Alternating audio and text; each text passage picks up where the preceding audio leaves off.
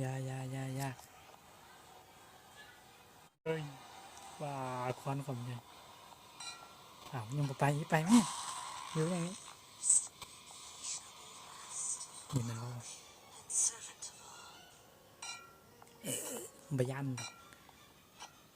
ยันคอนเหมือนสิเห็นไหมว่าสบายดีมื้อนี้ก็มาพบกับข้าพเจ้าเซนเคยทรงดีท่อเนาะมื้อนี้จะพาทุกท่านมาเล่นเกมเอิ้นว่าเกมพิซากก็แม่นเนาะเกมนี้จะแม่นเกมมีแม่เฒ่าคนหนึ่งที่หน้าตาแปลกประหลาดแล้วก็จะฆ่าทุกคนที่เราเห็นเดี๋ยวเนาะจะแจ้งนิดนึงว่าถ้าผู้ใดกล้าบ่พอจะเบิ่งสิ่งเป็นตาย้านรบกวนอย่าเบิ่งคลิปนี้เนาะเพราะว่าเป็นตาย้านสุดเลยถ้าทุกคนพร้อมแล้วไปกันเลยอย่าลืมกดติดตามให้เด้อ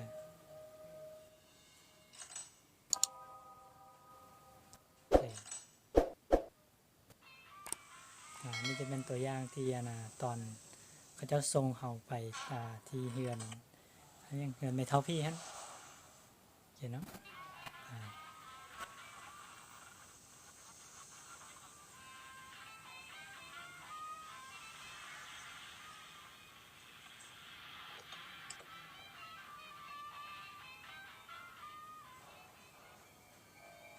เห็นป่ะความเป็นตาย้านของมันรถนี่ปะซ้ำนี่โอ้ยมาเห็นแบบนั้นมาเริ่มกันเลยมือที่หนึ่งมาสันเนาะ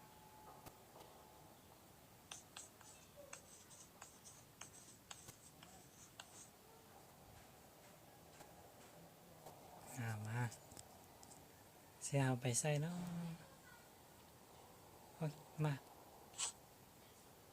มาเห็นยังวะเกมนี้เฮาห้ามเตะสิ่งของที่อยู่ใกล้ตัวเฮาถ้าว่าเฮาเตะมันเลยเมทัลหันจะได้ยิน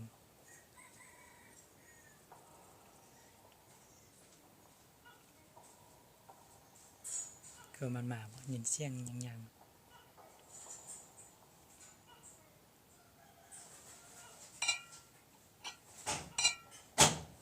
เสียเบิ่งว่ามันเป็นตายันซ้ำได้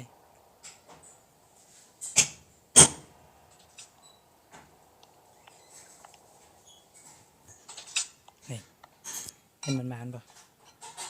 เห็นบ่ขนาดความเป็นตายันของมัน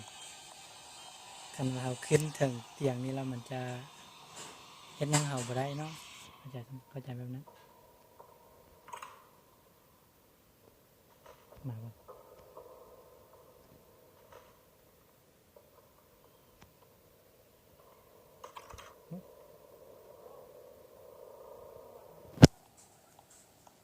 เสียงมันยังว่าแล้ว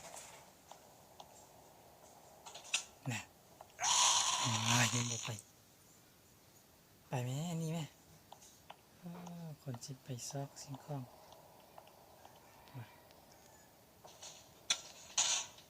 เสียงดังปึ๊บแล้วมันยินเลยเดี๋ยวมันสิมาอัดประตูนี้ลองท่าเบิ่งนี่ที่ไหน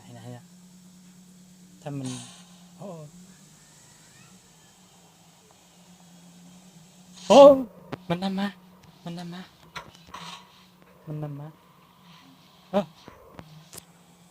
ฮ้ย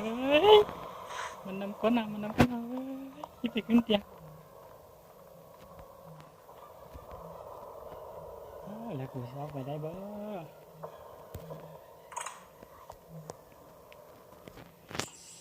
เฮ้ยนอนย่านหมดเลยเนี่ยมึงมันจับไม่คว้านความใหญ่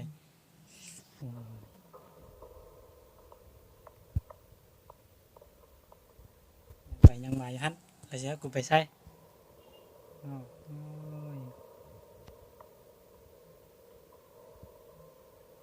ใช่แล้ว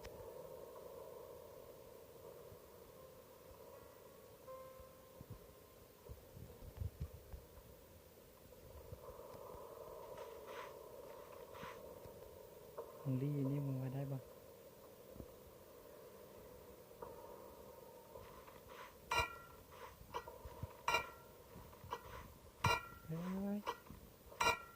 เฮ้ยไป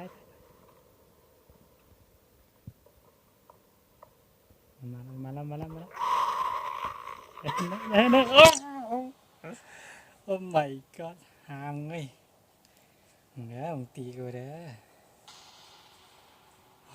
เห็นบ่สุดเป็นตายาน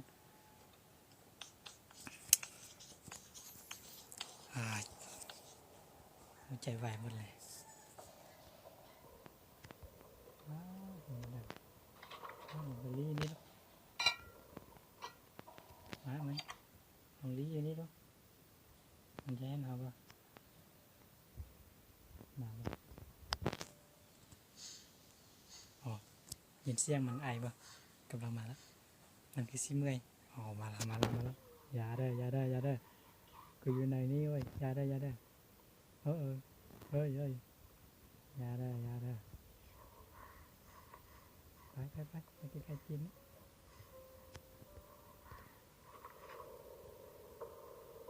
มันไปมั้ยมันไม่ใช่โอ้นี่เฮ้ยเชี่ยวเว้ยอยู่ตรงหน้าเลยเสียออกไปแล้ว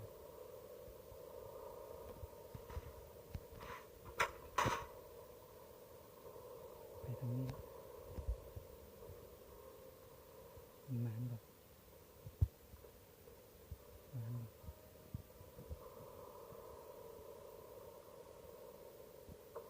มันประมาณ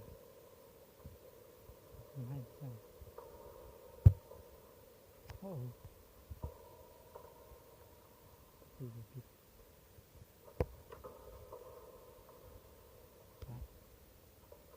เส้นเป็นเส้นไป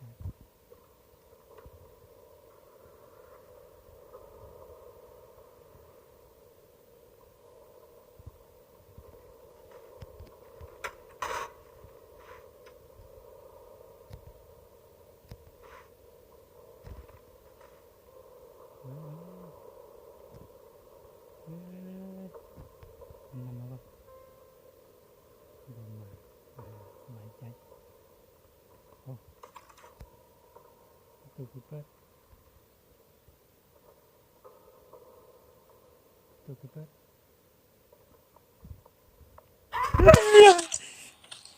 เอ้ยโอ้ my god มาเนี่ยมันอยู่ละมาออกอยู่ละมาโผล่ทางล่างนี้หัวใจวายมัดนี่นะสุดเป็นตาย่านเกม5เนี่ยจะบุลิ้นอีกครั้งแหละลิ้นสปอร์มนี่แหละ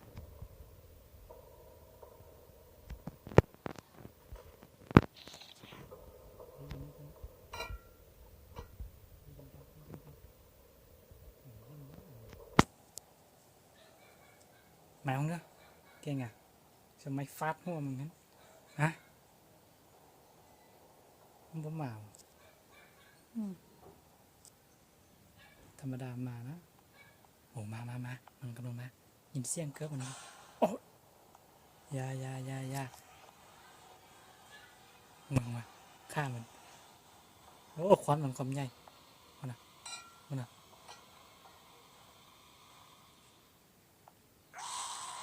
โอ้มันใจให้โอ้ยตีนมันเอ้ย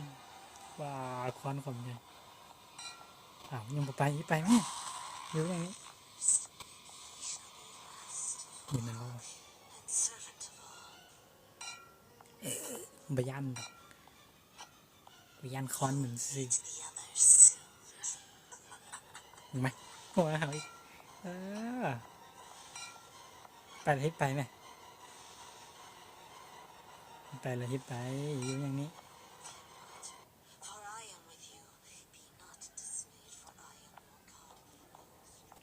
ว่ามันยังวะยังไปอีกโอ้ย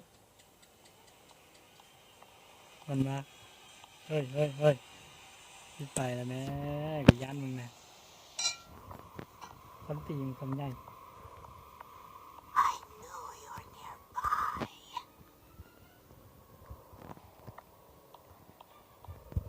อะไรให้ไปอะไรให้ไปเดี๋ยวมึงแล้วมึงไปแม่ไม่ยอมไปอีกคิดว่าเห็นแบบนั้นแล้วสิโง่บ่บอกไปให้จับนะไปแล้วบอก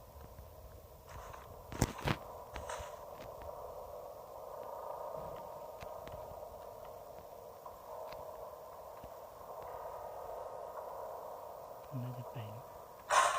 พวกมันมาปิดตุ๊บห่างเลยเห็นว่าเอ้ยอย่าโอ้ยไม่บอลลินเต็มละเป็นทายานสุด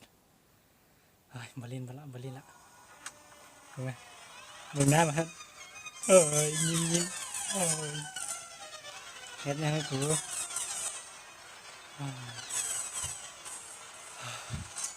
สิบอลลินเต็มละมันขาเขาละเห็นเนาะถ้าถามว่านะเกมนี้ซื้อเกมยังซื้อนี่เนาะ Evo นัน Evo นนเขียนตามนี้ U Play Store ดาวน์โหลดได้โอเคเนาะจบคลิปนี้เท่านี้เนาะเป็นตะย่านเพราะบริการเล่นต่อแล้วถ้ามักก็กดไลค์เนาะไปติดตาม YouTube ได้YouTube ใช่ไหม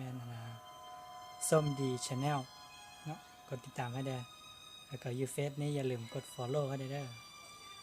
โอเคขอบใจแล้วพบกันใหม่ในคลิปต่อไปสวัสดี